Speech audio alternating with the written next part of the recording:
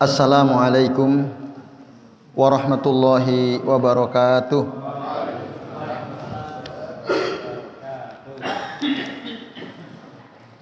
Alhamdulillahi rabbil alamin.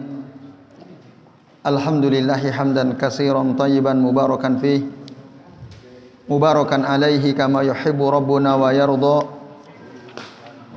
Asyhadu an la ilaha illallah wahdahu la syarikalah wa asyhadu anna Muhammadan abduhu wa rasuluh. Allahumma shalli wa sallim wa barik ala Muhammad wa ala ali Muhammad kama shallaita wa barakta ala Ibrahim wa ala ali Ibrahim fil alamin innaka Hamidum Majid.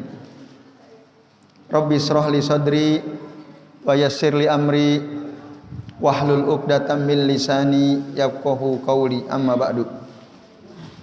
Bapak-bapak dan ibu-ibu serta hadirin dan hadirat sekalian rahimani wa rahimakumullah. Semoga kita semua yang hadir di majelis ini senantiasa dirahmati Allah Subhanahu wa taala. Amin ya Allah ya rabbal alamin. Alhamdulillah Bapak Ibu, pada malam ini atas izin Allah kita bisa berjumpa kembali untuk melanjutkan ngaji kitab Shahih Fiqhus Sunnah karya Syekh Abu Malik Kamal bin As-Sayyid Salim hafizahullahu taala. Dan pembahasan kita malam ini akan melanjutkan tentang syarat akad nikah, masih yang pertama, yaitu izin dari wali. Masih itu yang pertama masih ya. Nah, Bapak Ibu dan jamaah sekalian rahimani wa rahimakumullah.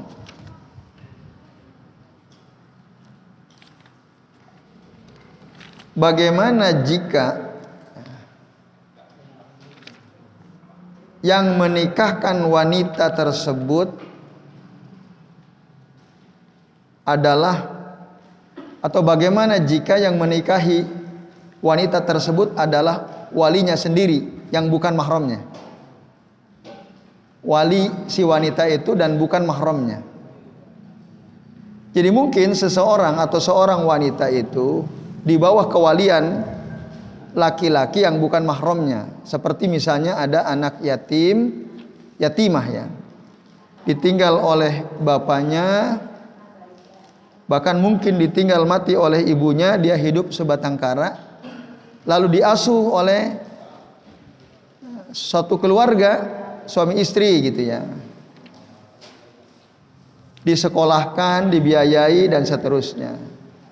Maka pada saat dia hidup bersama keluarga ini, berarti yang menjadi wali adalah kedua orang tua angkatnya ini, karena sudah nggak punya orang tua.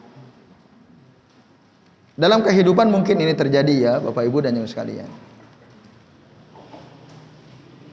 Bolehkah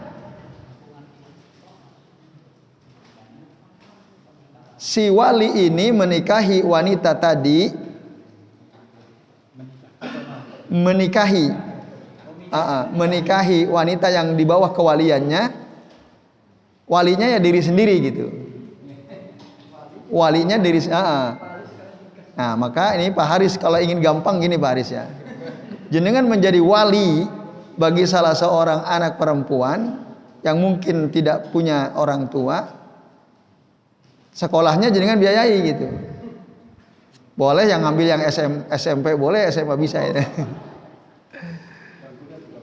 Di bawah kewalian panjenengan.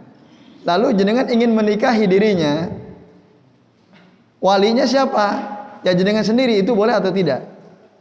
Itu persoalannya. Halil wali an yuzawwiza nafsahu min muwalliyatih. Apakah bagi seorang wali boleh menikahkan dirinya dengan wanita yang ada di bawah kewaliannya?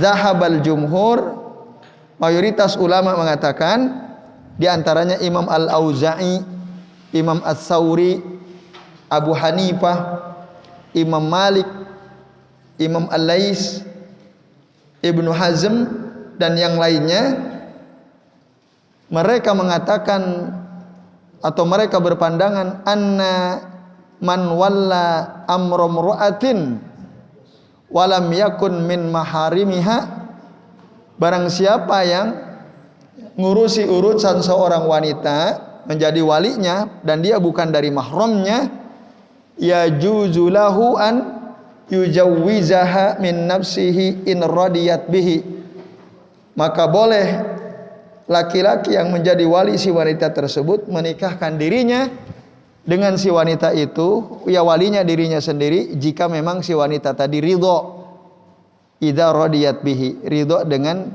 dinikahi oleh si walinya itu. Wala yahtaju ila ghairihi liyuzawwijahu, tidak butuh orang lain untuk menikahkan dirinya dengan si wanita itu. Menurut jumhur boleh gitu ya. Dalilnya adalah surah An-Nur ayat 32. Qala Allahu azza wa jalla, Allah azza wa jalla berfirman, wa ankihul ayama minkum was-salihina min ibadikum wa imaikum, dan nikahilah orang-orang yang masih sendirian di antara kalian, orang-orang soleh dari hamba-hamba kalian, laki-laki maupun hamba-hamba sahaya perempuan. Nah, nikahi. Maka paman angkaha ayyimata nafsihi biridhoha, jadi barang siapa yang menikahi seorang wanita yang masih sendirian dengan dirinya dengan ridho si wanita tersebut, faqad fa'ala ma amarahullahu bihi, maka sungguh dia telah melakukan apa yang diperintahkan oleh Allah dengannya. Walam yamna illahu azza wa jalla min an yakuna al-munkihu li ayyimatin huwa an-nakihu laha. Allah tidak melarang, Allah azza wa jalla tidak melarang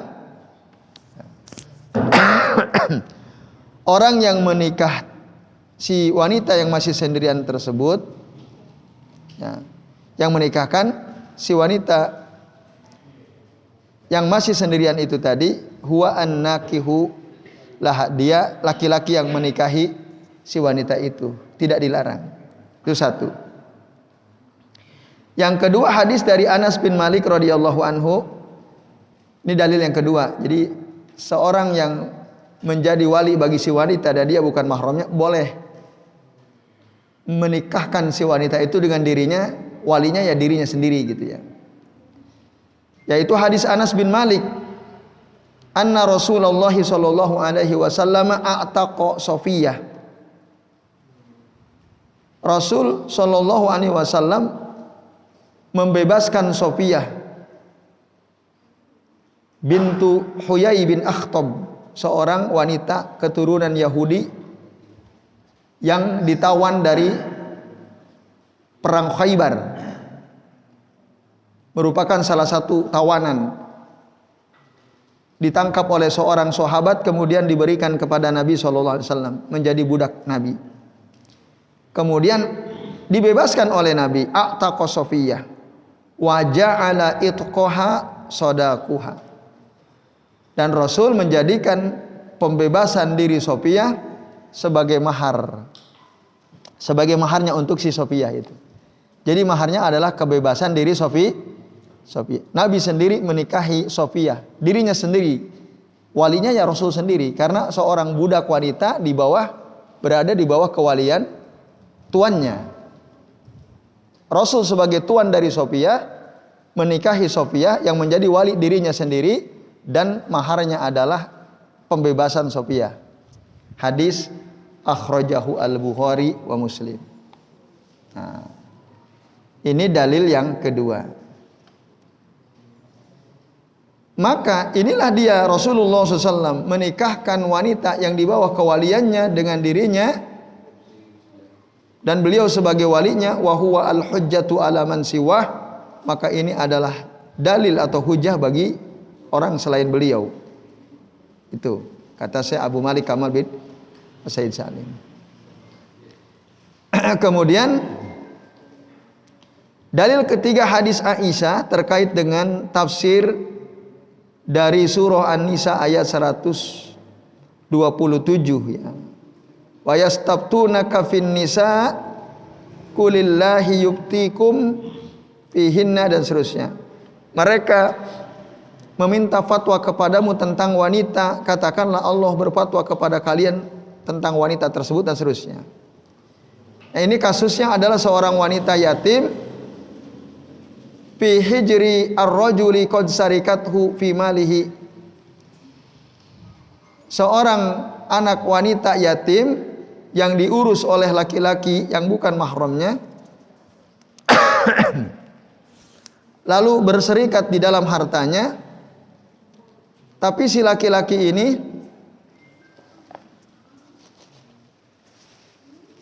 tidak mau menikahi dia.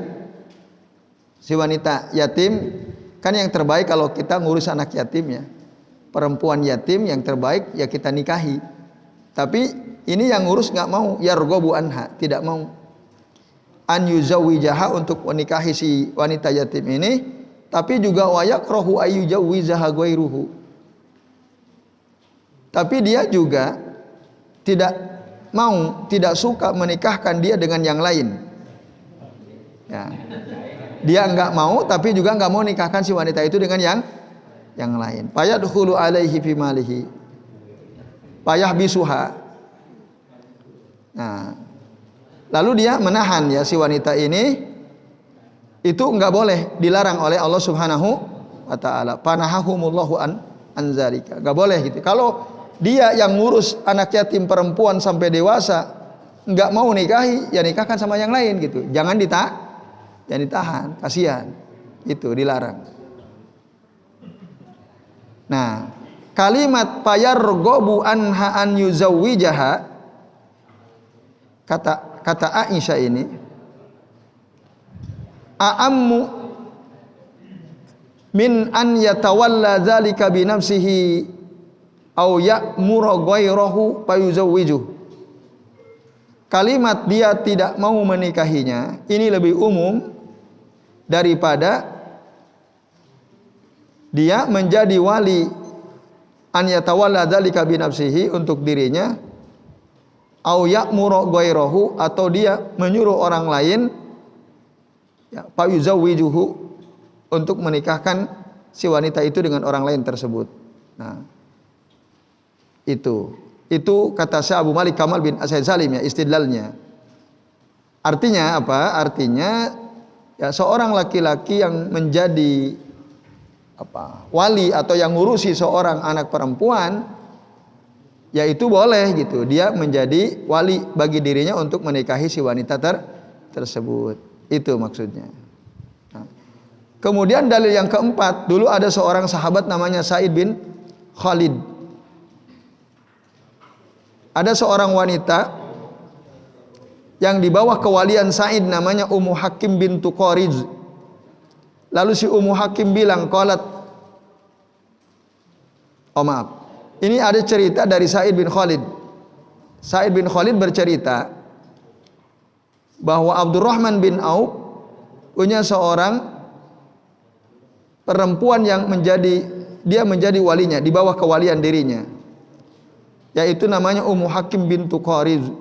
Ummu Hakim bilang kepada Abdurrahman bin Auf, innahu qad khatabani ghairu wahidin, sesungguhnya telah meminang aku laki-laki, tidak hanya satu orang, itu ada beberapa orang laki-laki meminang diriku, kata Ummu Hakim. Fajawwizni ayyuhum ru'aita, maka nikahkanlah aku dengan siapa di antara mereka yang meminangku ini menurut pandanganmu. Jadi Ummu Hakim bilang kepada Abdurrahman bin Auf, beliau kan banyak yang meminang gitu, ada yang mau menikahi dirinya, ada beberapa orang laki-laki. Kata Ummu Hakim, wahai Abdurrahman bin Auf, ya nikahkanlah aku dengan salah satu dari mereka itu yang menurut engkau baik. Abdurrahman bin Auf mengatakan, wa taj'alina dzalika ilayya, kamu Ummu Hakim menjadikan kewalian itu kepadaku. Qalat na'am, iya, katanya. Kalau begitu, Abdurrahman bin Auf berkata, qad tazawwajtuki, ya, aku telah menikahi dirimu. Akhirnya dinikahi sendiri oleh Abdurrahman bin Auf. dan walinya ya beliau sendiri. Nah, ini dalil yang keempat yang digunakan oleh para ulama yang mengatakan boleh seorang wali dari wanita yang bukan mahramnya menikahi si wanita itu, dan yang menjadi wali dirinya sendiri, itu maksudnya. Nah, sementara Imam Syafi'i dan Daud Az-Zahiri, mereka berdua memandang bahwa tidak boleh seseorang menikahkan dirinya dengan wanita yang di bawah kewaliannya, yang menjadi wali dirinya sendiri itu nggak boleh. Bal yuzawwijuhu ghairuhu. Tetapi yang menikahkan dia dengan si wanita itu adalah orang lain, harus orang lain walinya. Apa dasarnya? Satu, karena hukum asal menurut Imam Syafi'i dalam pernikahan Nabi, misalnya dengan Sofiyah bintu Huyai bin Akhtab, itu adalah kekhususan Nabi.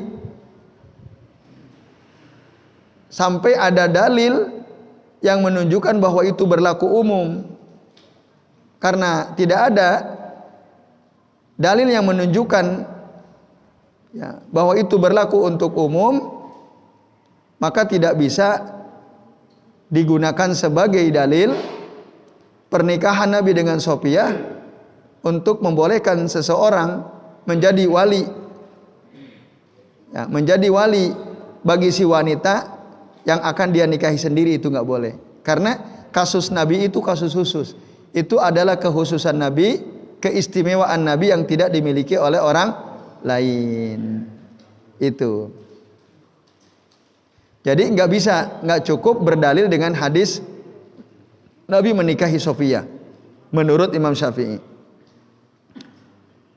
Yang kedua alasannya, tadi kan kekhususan Nabi. Yang kedua, la yajuzu an yakuna nakihu wal munkih qiyasan alal hakim wa syahid.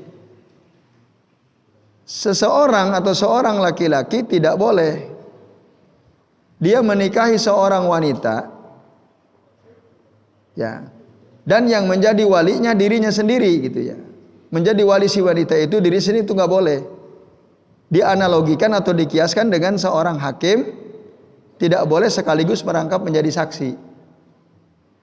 Hakim merangkap menjadi saksi itu tidak boleh. Sebagaimana, maka begitupun laki-laki yang mau menikahi seorang wanita merangkap sebagai wali dari si wanita itu nggak boleh. Nah, semua ulama sepakat bahwa hakim tidak boleh menjadi saksi, saksi tidak boleh menjadi hakim dalam waktu bersamaan. Itu nggak bisa. Begitupun seorang laki-laki yang mau menikahi wanita tidak boleh menjadi wali bagi si wanita yang mau dia nikahi. Itu alasan Al-Imam Asy-Syafi'i dan Daud Az-Zahiri. Tapi kata Syekh Abu Malik, wal qaulu bil jawazi azhar. Pendapat yang mengatakan boleh seorang laki-laki yang mau menikahi si wanita sekaligus menjadi wali bagi wanita itu, pendapat yang mengatakan boleh itu lebih kuat. Karena tidak ada dalil yang melarang. Adapun pernikahan Nabi dengan Sofiyah, katakanlah itu adalah kekhususan Nabi misalnya, tapi anjuran untuk menikahi seorang wanita, ya, setelah dia didik, atau hamba sahaya wanita setelah dia bebasan, nah itu menunjukkan keumuman hukum, berlaku untuk siapapun gitu. Jadi kalau ada seorang laki-laki ngurusi seorang wanita yatim, dididik, disekolahkan, diragati sampai besar, udah itu si bapak angkatnya itu seneng gitu sama si perempuan yang dia asuh itu, senang. Akhirnya dia menikahi si wanita itu dan yang menjadi wali dirinya sendiri. Nah itu boleh gitu ya, itu boleh.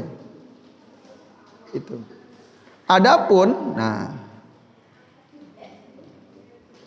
klaim tidak boleh orang yang laki-laki yang menikahi wanita sekaligus menjadi walinya itu, kata Ibnu Hazm, Nah, saya menentang mereka.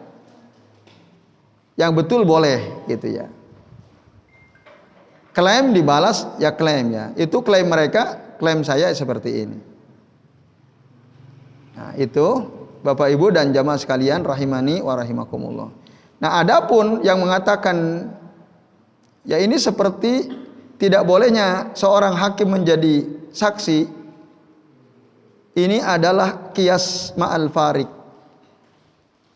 Menganalogikan sesuatu dengan sesuatu yang berbeda. Maka al-qiyasu ma'al fariki batilunnya. Menganalogikan sesuatu dengan sesuatu yang berbeda itu adalah batil, tidak bisa diterima. Nah, ini Bapak Ibu dan jamaah sekalian.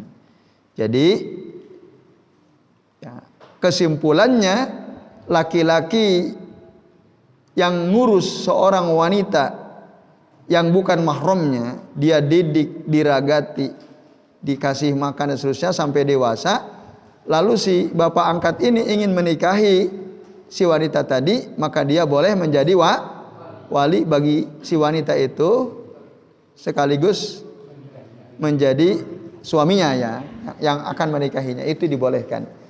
Walaupun mungkin jarang-jarang terjadi, tapi andai kata ada secara syariat itu dibawa.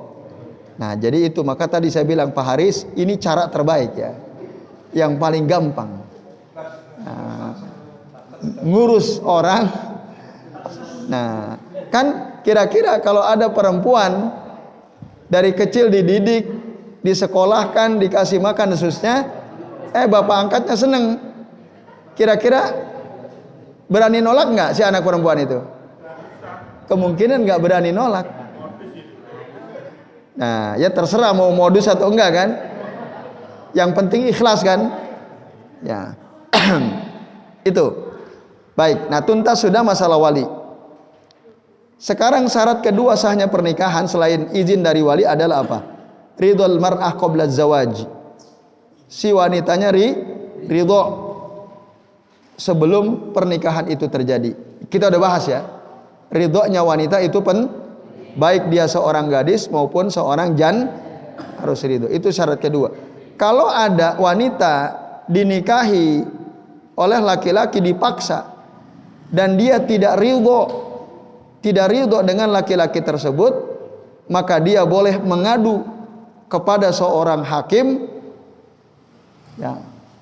Mengadu sebagaimana dulu ada seorang wanita mengadu kepada Nabi karena dipaksa menikah dengan laki-laki yang tidak disukainya oleh bapaknya, dan oleh Nabi digagalkan. Jadi tidak sah karena perempuannya tidak ridho gitu. Maka dia boleh melepaskan dirinya dari akad pernikahan yang dia tidak ridhoi itu.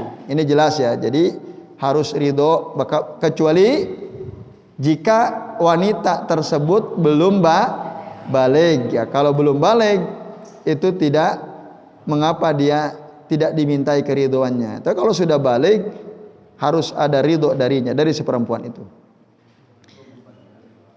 Yang ketiga, syarat sahnya pernikahan adalah apa? Mahar. Adanya mahar.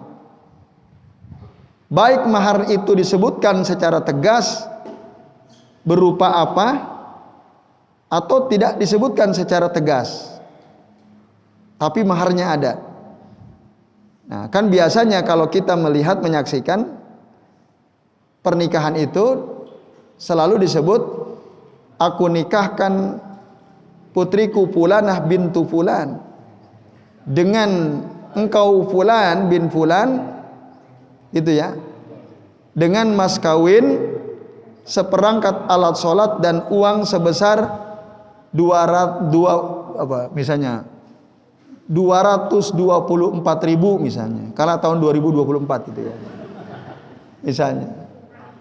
Nah, jadi bapak si wanita itu menikahkan putrinya dengan laki-laki dengan mahar 224.000 dibayar tunai. Itu yang sering kita lihat ya. Dibayar ngutang boleh nggak? Sebenarnya boleh juga. Dibayar hutang dulu gitu ya. Itu boleh. Boleh. Nah, atau tidak disebutkan secara jelas maharnya itu apa. Dengan mahar sesuatu, gak usah disebut misalnya, itu juga maskut anhu itu nah itu boleh, yang penting ada mahar. Kalau ada suami laki-laki perempuan sama-sama saling mencintai, lalu kata mereka sepakat, mas yuk kita nikah, ayo, daripada kamu repot-repot, usah mikirin mahar, aku rela dinikahi dirimu tanpa mahar misalnya. Saking senengnya si wanita ini dia mengatakan kepada calon suaminya, aku rela menjadi istrimu, engkau nikahi walaupun tanpa mahar. Misal loh, si perempuan ridho dinikahi tanpa mahar. Fahuwa nikahun fasid, maka ini pernikahan rusak. Ya, tidak boleh, walaupun sama-sama harus syarat. Fal mahru la budda minhu fin nikah. Mahar itu harus ada dalam pernikahan. Imma musamma mafrudun au maskutan an fardhihi. Baik mahar itu jelas tadi disebutkan atau tidak didiamkan gitu ya, tidak clear. Yang penting harus ada mahar. Itu. Maka dalam keadaan seperti ini, mahar bagi wanita adalah wajib diberikan oleh laki-laki. Nah ini. Di antara ulama yang mewajibkan adanya mahar dalam pernikahan adalah ulama dari mazhab Al-Maliki. Dan salah satu riwayat dari mazhab Imam Ahmad, dan ini adalah pendapat yang dicenderungi atau dipilih oleh Syekhul Islam Ibnu Taimiyah rahimahullah. Apa dasarnya? Banyak. Dalilnya di antaranya adalah surah An-Nisa ayat 4. Allah Ta'ala mengatakan wa atun nisaa saduqatihinna nihlah, dan berikanlah kepada para wanita ya, yang akan menjadi istri-istri kalian itu maharnya sebagai bentuk kewajibannya. Saduqatihinna itu mahar mereka, nihlah itu sebagai suatu bentuk kewajiban. Menurut penjelasan kebanyakan ahli tafsir ya. Jadi disuruh oleh Allah berikan kepada wanita maharnya. Yang kedua, pamastamta'tum bihi minhunna fa'atuhunna ujurahunna fariidhah. Apa yang kalian nikmati dari si wanita istri kalian itu, yang akan menjadi istri kalian, maka berikanlah kepada mereka ya ujurahunna, maharnya. Fariidhah ya, sebagai mahar untuk mereka. Surah An-Nisa ayat 24. Kemudian dalil yang ketiga dari surah Al-Mumtahanah ayat 10. Wala junaha alaikum an tankihuhunna idza ataitumuhunna ujurahunna. Maka tidak ada dosa atas kalian untuk menikahi mereka wanita-wanita itu jika kalian memberikan kepada mereka maharnya.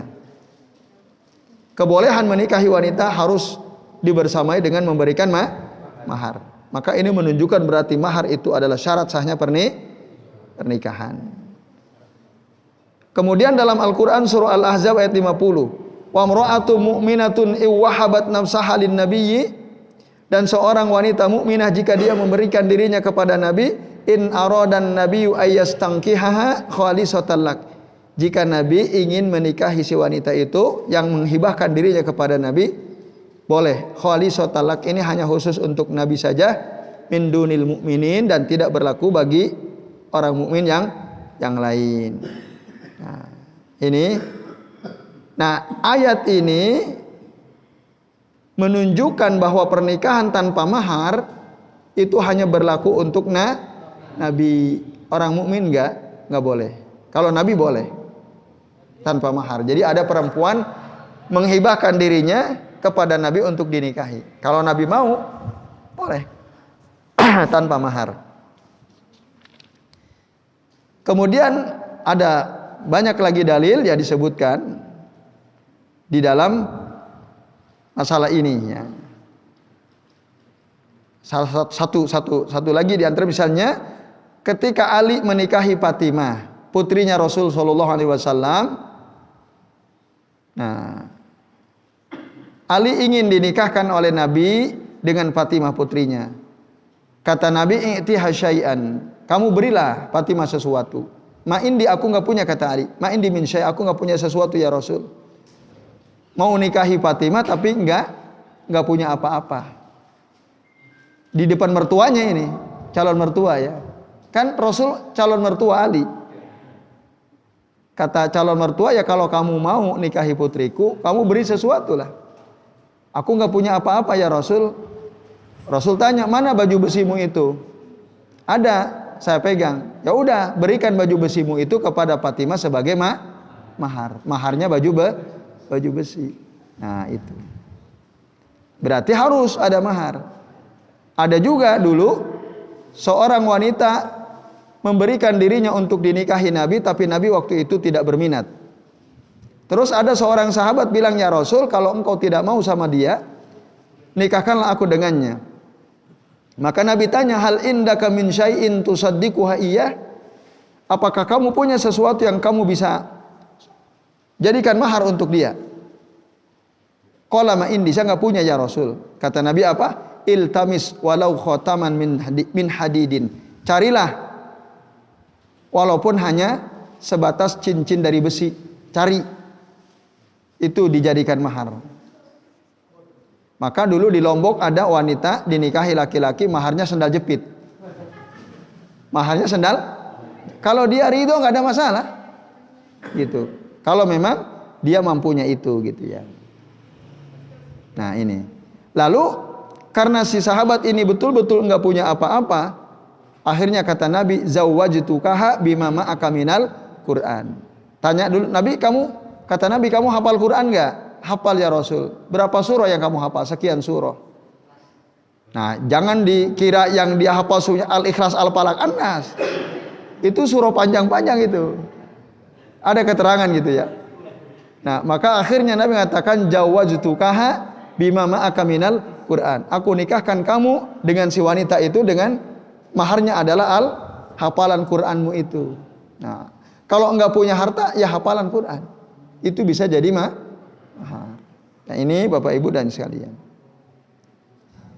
Kemudian dalil yang ketujuh, Aisyah mengatakan, cepat sekali ya.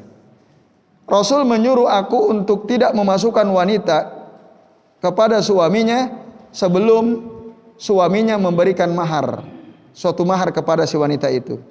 Nah, ada isyarat, dalil terakhir ini hadis riwayat Abu Daud, tapi hadis ini dhaif ya, lemah hadisnya. Seakan-akan ya secara zahir hadis terakhir dari Aisyah tadi, aku disuruh untuk Nabi untuk tidak memasukkan wanita kepada suaminya sebelum suaminya itu memberikan mahar, suatu mahar kepadanya.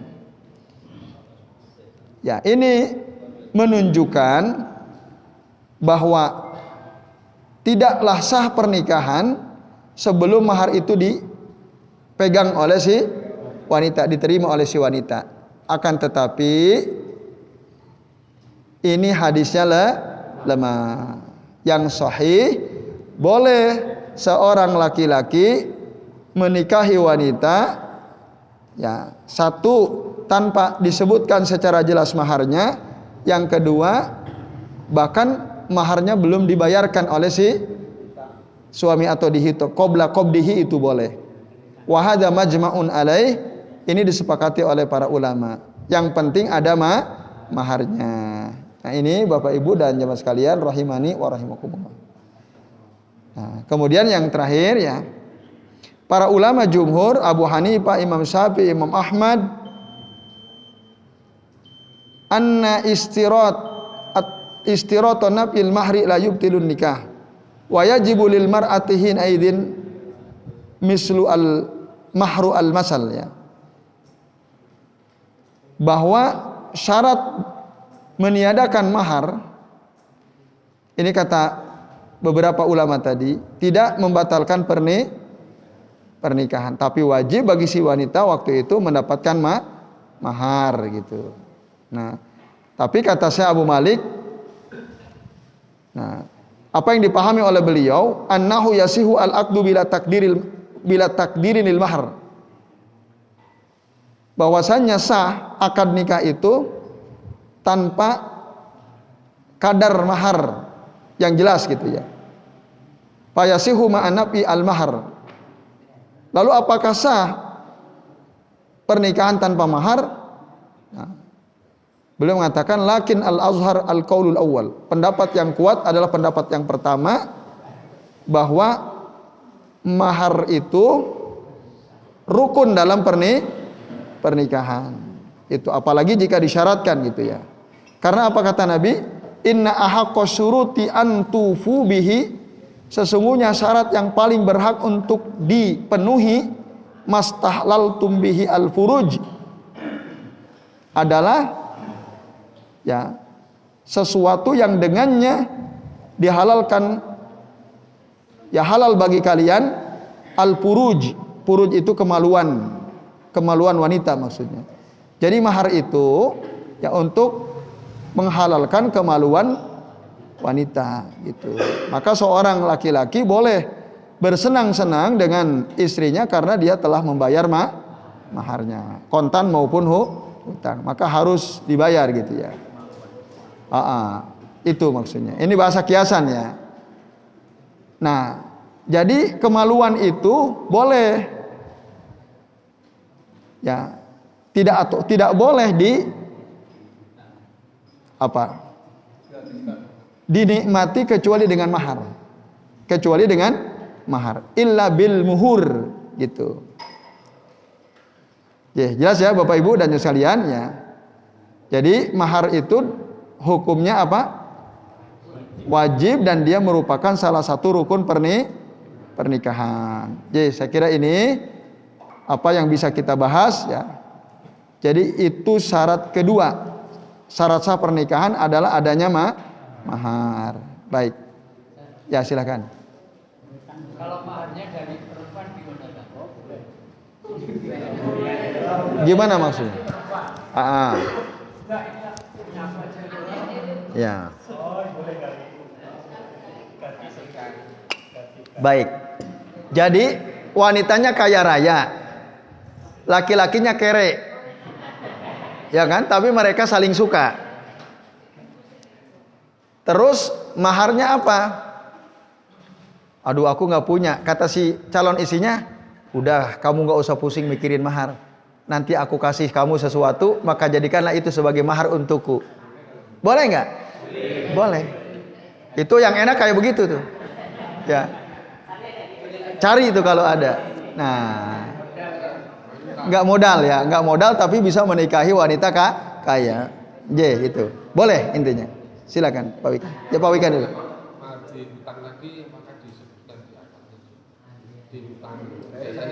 Kontan, dibayar kontan.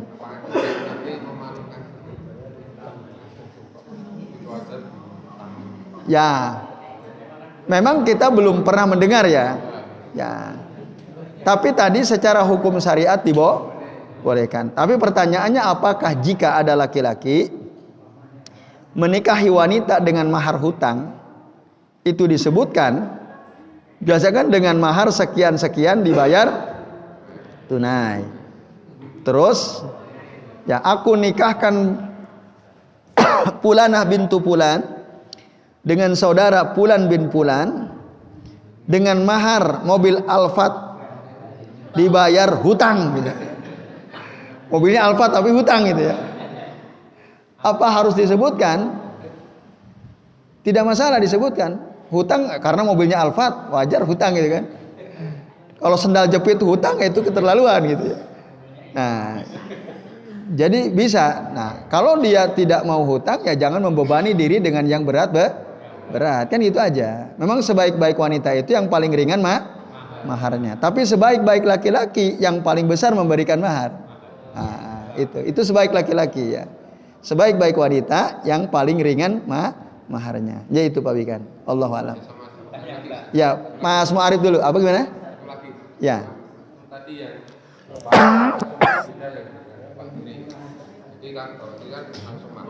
ya.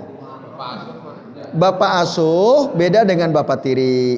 Tapi gini, bapak tiri boleh nggak menikahi anak tiri? Boleh nggak? Ayo.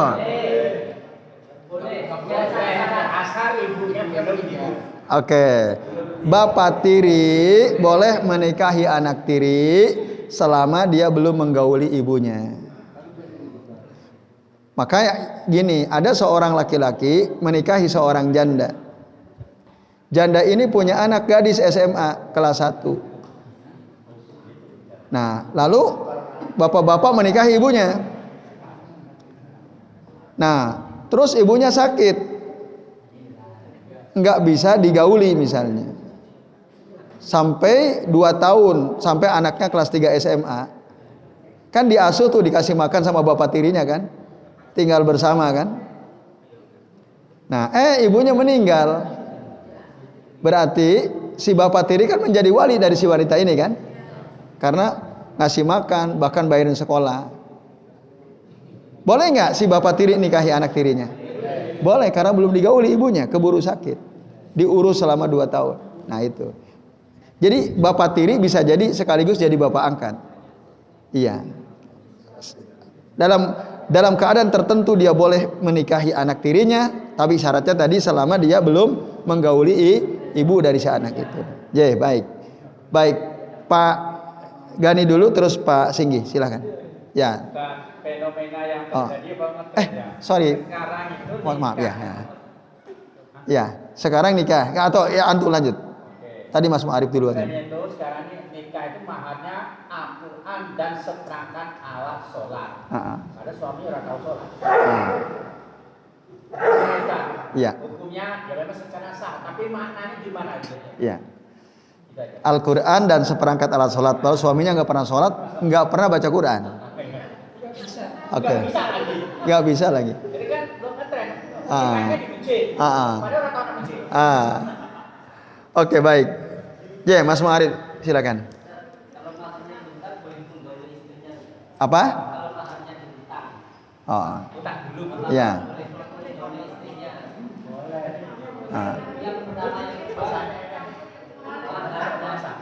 Apa?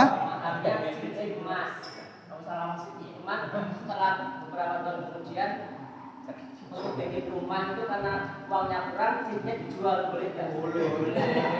Yang menjual cincinnya siapa? Istri. Oh, istri. Iya. Baik. Monggo Pak Singgi. Sebetulnya syaratnya menjadi wali itu apa? Ya. Yang pertama. Yang kedua, menurut saya kok mahar itu tidak disebutkan itu lebih bagus, karena kalau disebutkan itu mengandung unsur yang benar. Tidak dibaca. Oke. Sami-sami. Baik Bapak Ibu dan hadirin sekalian, ada beberapa pertanyaan. Yang pertama dari Pak Gani ya, mahar Al-Quran dan seperangkat alat sholat. Jadi tidak ada batasan berapa harga mahar. Ya, bahkan ya cincin dari besi sekalipun boleh, ya, yang mungkin harganya sangat murah. Maka Al-Quran, seperangkat alat sholat boleh juga jadi mahar. Secara tadi antum sudah mengatakan, secara syariat boleh menjadikan Al-Quran dan seperangkat alat sholat menjadi mahar. Tapi masalahnya yang ngasih ini baca Quran aja nggak bisa, itu kan, sholat aja nggak pernah. Itu gimana? Tadi kalau yang ditanyakan boleh atau tidak boleh, tapi tidak kurang pantas gitu ya. Masa dia nggak pernah sholat, nggak pernah baca Al-Quran, kok maharnya itu? Atau bisa jadi mungkin itu motivasi buat dia. Boleh juga kan? Nah mudah-mudahan saat aku nikah, karena maharku kepada istriku itu adalah seperangkat alat sholat dan Al-Quran, mudah-mudahan setelah nikah aku mau belajar Quran, mau sholat. Nah, malah bagus kalau gitu keadaannya. Ya itu Pak Gani ya. Wallahu a'lam bishawab. Nah, Mas Muarif, mahar dihutang, bolehkah isinya digauli sebelum hutangnya terbayar? Boleh, boleh, asal harus dibayar. Nah, tapi lebih cepat membayar hutang maharnya lebih baik. Boleh, boleh. Yang penting ada mahar yang dijanjikan, yaitu. Nah, intinya boleh walaupun belum dibayar ya maharnya. Boleh digauli isinya.